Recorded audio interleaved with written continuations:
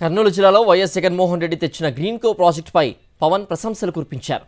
విమర్శించడానికి వెళ్లిన పవన్ కళ్యాణ్ ప్రాజెక్టు చూశాక షాక్ అయ్యారు.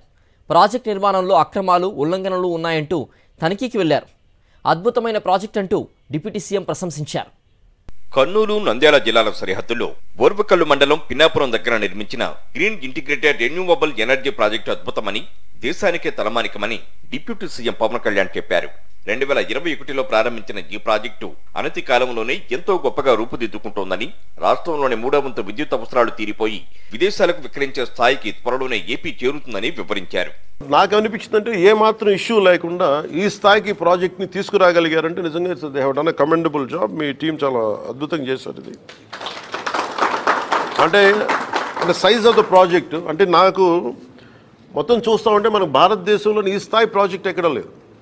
అమెరికాకి ఎక్కడ వెళ్తే హూవర్డ్ డ్యామ్ చూస్తే నాకు అది ఆ స్థాయికి అనిపించింది. చాలా ఓవర్వెల్మింగ్ అనిపించింది. చాలా అద్భుతంగా చేశారనిపించింది. That shortest time possible. చాలా అత్యంత తక్కువ వ్యవధిలో చాలా అద్భుతంగా నిర్మించారు. ఇది ఇట్స్ గ్రేట్ వర్క్.